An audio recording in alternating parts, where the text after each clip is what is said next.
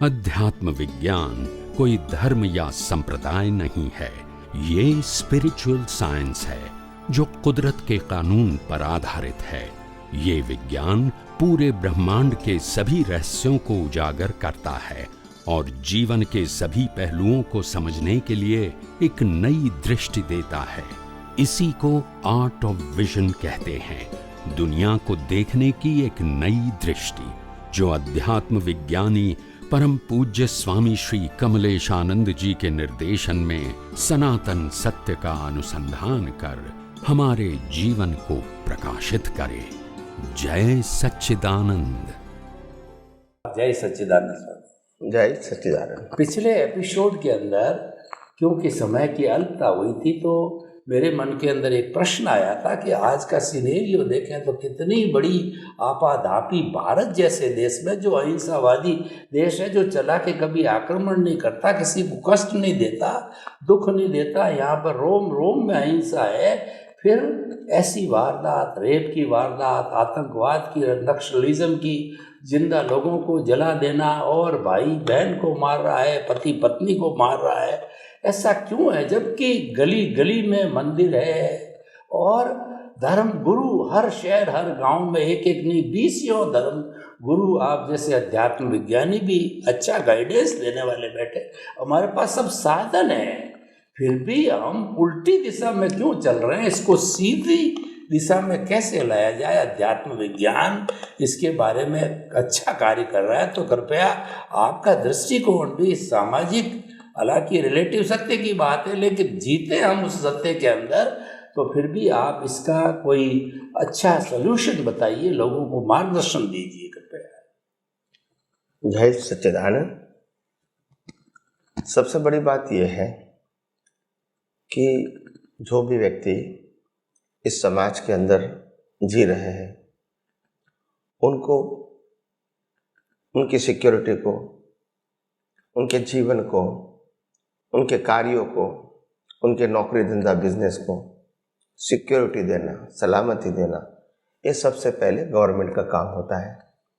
और गवर्नमेंट जितनी सक्षम होती है, इतने ही लोग मुक्त रहते हैं, निर्भय रहते हैं और अच्छा अच्छा काम कर सकते हैं।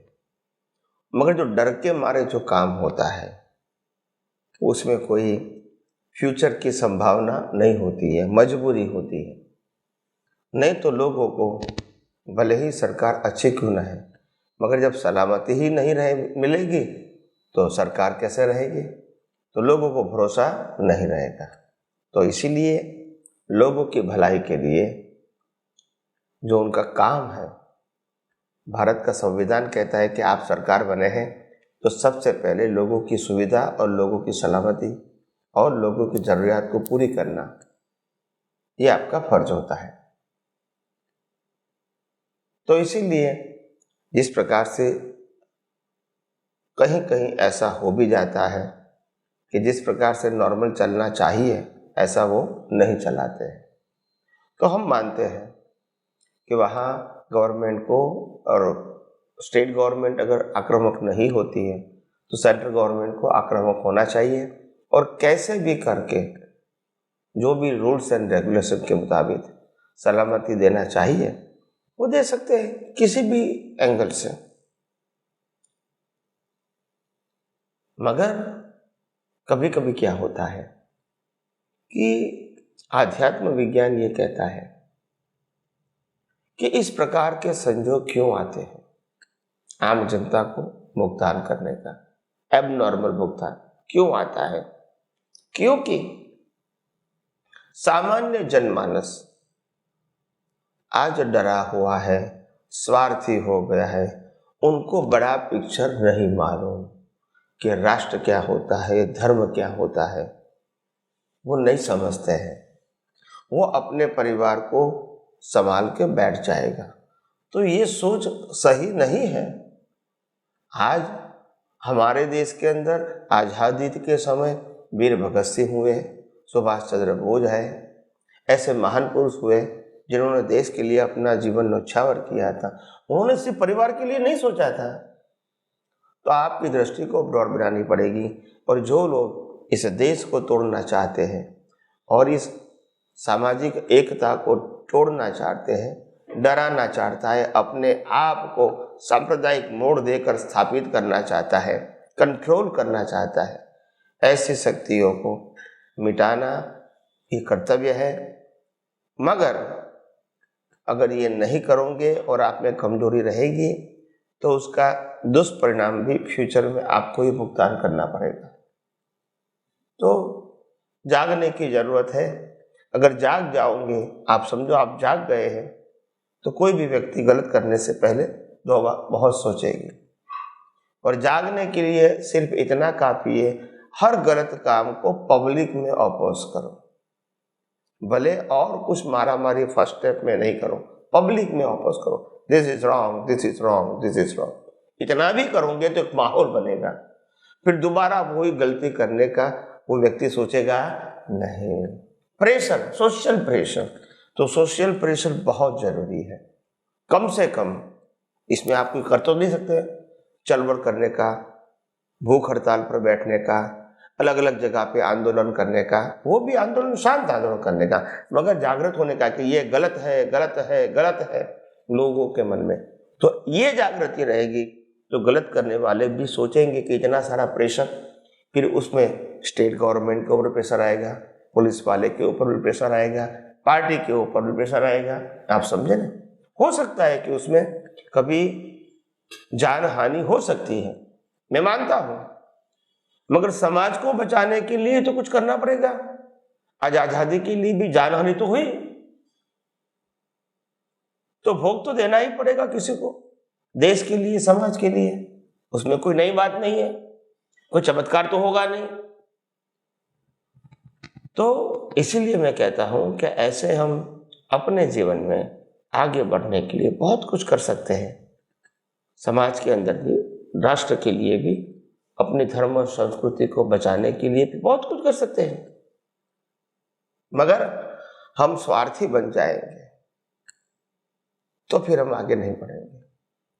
एक आज दो चार चीजों को भाव बढ़ गया और आप कहोगे कि भाव बढ़ा दिया, हम कैसे जिएंगे?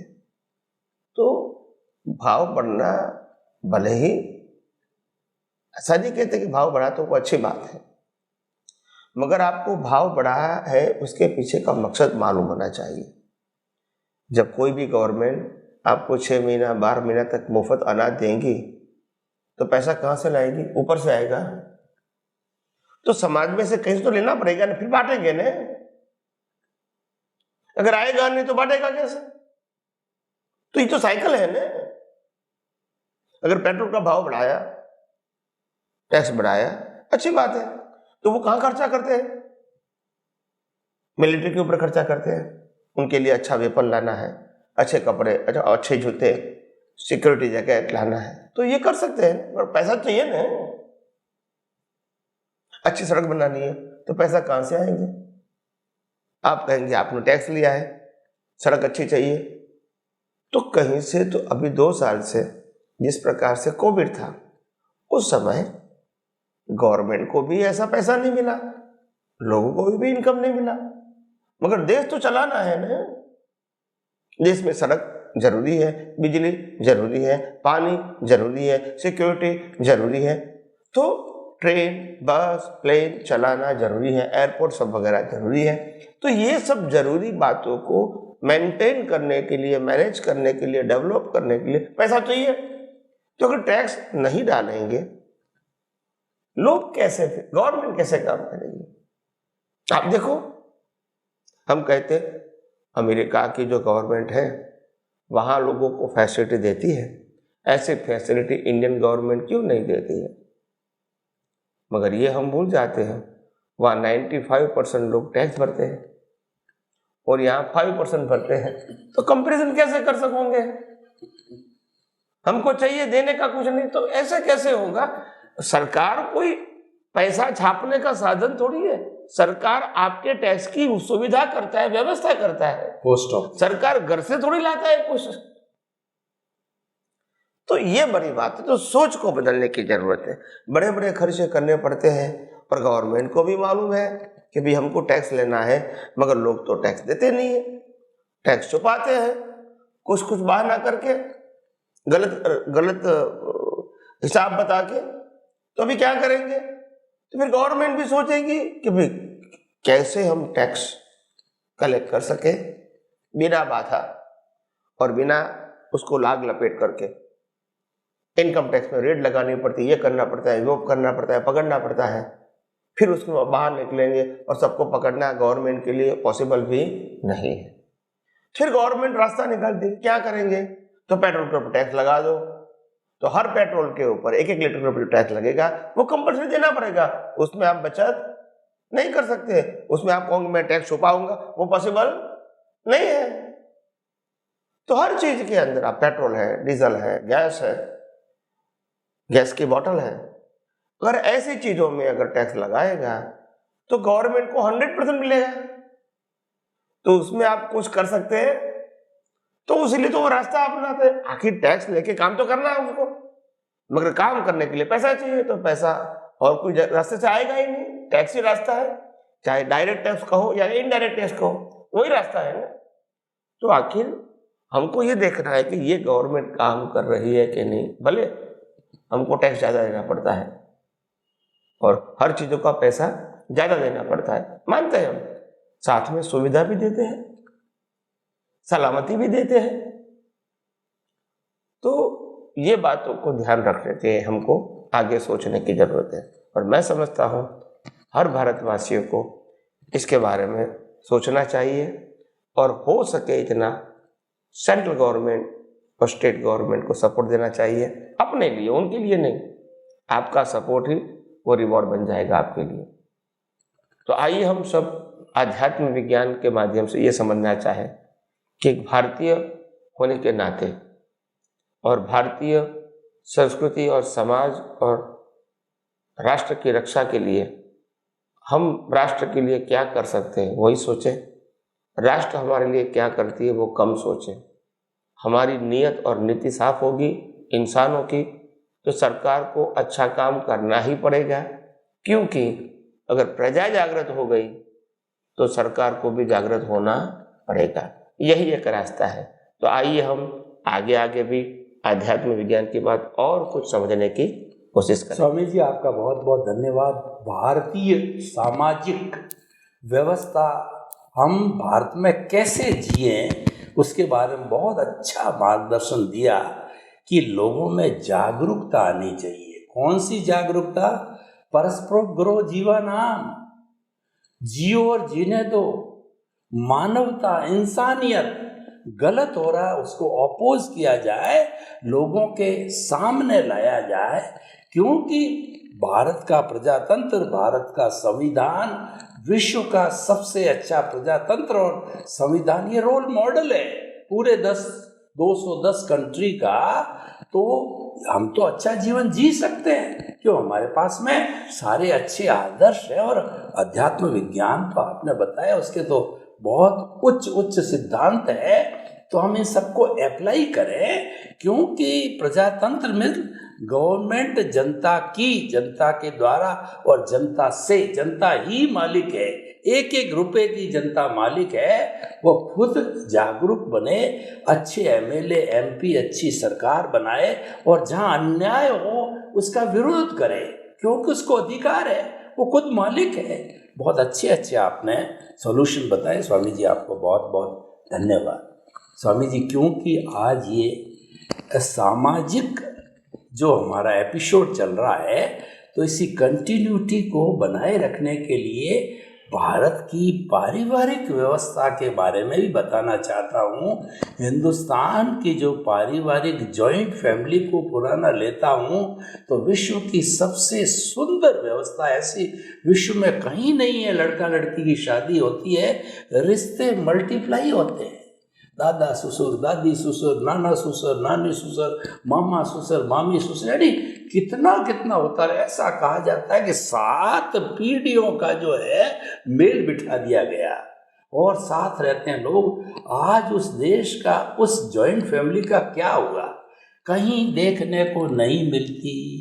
सारी फैमिली न्यूक्लियर अगर कोई थोड़ी बहुत है वो भी न्यूक्लियर होती जाती, एक ही कमाने वाला, एक ही परिवार। और सबसे बड़ी दर्दनाक स्थिति ये है कि माता पिता को कोई बेटा साथ रखना नहीं चाह रहा है, वृद्धाश्रम में भी देते हैं, अकेले बिठा देते हैं, कुंभ के मेले में छोड़ के लाती है। क्या हो रहा है? इस पारिवारिक व्यवस्था को सही करने के लिए मान लिया पूरी जॉइंट फैमिली इतनी पॉसिबल नहीं है आज की व्यवस्था के अनुसार, फिर भी जितने मेंबर हैं, माता पिता तो अंग है परिवार का, उनको साथ रखना, और जितने भी रहें प्रेम के साथ रहें। उस प्रेम का सूत्र अध्यात्म विज्ञान के माध्यम से दीजिए ताकि जीवन में खुशहाली आवे। जय सच्चिदानंद, धन्यवाद। देखो, प्रश्न तो काफी सहज और सरल है कि क्यों आज समाज में ऐसी व्यवस्था बनी हुई है, लोग क्यों नहीं समझते हैं और अपने ही जीवन को डायरेक्ट कहो या इनडायरेक्ट कहो क्यों बर्बाद कर रहे हैं। इस सोच से कि भी हम दोनों ही जीवन जिएंगे और कुछ बड़ा परिवार हमको नहीं चाहिए, सब अपना अपना अपनी तरफ से जीने की कोशिश करें। जैसे देखो, समाज में जो व्यवस्था होती है वो हमारी भारत की संस्था, भारत की जो संस्कृति है, सभ्यता है, मर्यादा है, वो ये है कि माँ बाप 25 साल 30 साल 35 साल तक आपके लिए जीते हैं, नौकरी धंधा कुछ करके आपको पैदा किया, बड़ा किया, पढ़ाया, शादी करवाया, बिजनेस में भी सेट करवाया, उसके बाद भी आपको हेल्प किया। लड़की की शादी करते हैं तो भी दामाद को, लड़की को देते रहते हैं। तो इतनी सारी हमारी व्यवस्था है, अच्छी बात है, ये माँ बाप की जिम्मेदारी है। मगर जब हमारे माँ बाप 50 60 65 17 साल के हो जाते हैं तो बच्चे की भी वो जिम्मेदारी हो जाती है कि उनको संभालें। तो ये अरस परस है, जब उन्होंने अपनी युवानी को आपके ऊपर भेंट चढ़ा दिया है तो आपको भी आपकी युवानी नहीं कहो मगर युवानी से ऊपर आधेड़ की उम्र होगी, उस समय आपको भी माता पिता की सेवा करनी चाहिए, क्योंकि उनको वो जरूरत है। और सेवा में दूसरा कुछ नहीं है, अगर मादगी सादगी होती है तो आपको हेल्प करना है तन से, मन से, धन से, बस। और उनको एश्योरेंस देना है कि हम आपके साथ हैं। हर समय हर माँ बाप पैसा ही मांगता है ऐसा जरूरी नहीं है, मगर मॉरल सपोर्ट तो चाहिए, क्योंकि वो एजेड हो गए तो वो समाज के अंदर बाहर का जो काम होता है वो नहीं कर सकते। तो अगर आप वही कर सकते हैं तो उनके लिए तो मॉरल सपोर्ट हो गया। चलो मेरी कुछ काम, बाहर के कामों की चिंता करने वाले हैं और खाना पीना का तो हम संभाल लेंगे, कहीं दवा खाने जाना है और कुछ प्रॉब्लम्स होता है, गवर्नमेंट का कहो, टैक्स का कहो, इनकम टैक्स का कहो, समाज का कहो, शादी का कहो, फंक्शन कहो, तो सबके अंदर हमको ये देखना पड़ेगा। तो इसीलिए हम सब मानते हैं कि इस प्रकार के जीवन की व्यवस्था है, उसमें हमको बहुत कुछ जागृत होने की जरूरत है। मैं ये नहीं कहता हूँ कि रातों रात चेंज हो जाएगा, मगर ऑफकोर्स चेंज हो सकता है। हमारी सोच बदलनी पड़ेगी। और क्या सोच बदलनी पड़ेगी? हमारी वैसे भारतीय संस्कृति में तो अतिथि देवो भव है और जियो और जीने जोने का सिद्धांत है, और सभी व्यक्तियों को हम वेलकम करते हैं, तो परिवार के तो करेंगे ही। तो हमको सोच बदलनी है कि हम परिवार को कितना हेल्प कर सकते हैं। आज एक व्यक्ति को, हर व्यक्ति को मालूम होना चाहिए कि आज हम ये पोस्ट पर आए हैं, उसमें मेरे माता पिता, भाई बहन, समाज, परिवार, मित्र, स्कूल कॉलेज के टीचर्स, फ्रेंड्स, कंपनियां, गवर्नमेंट, ये सबके सहयोग से मैं आगे आया हूँ। मैं अकेले आगे नहीं आया हूँ, ये सबका सपोर्ट डायरेक्ट या इनडायरेक्ट है। तो इसको भी भूलना नहीं चाहिए। और हम भी अपने जीवन में समाज के लिए क्या योगदान दे सकते हैं वो भी हमको समझना है। जय सच्चिदानंद। स्वामी जी, आपका बहुत बहुत धन्यवाद।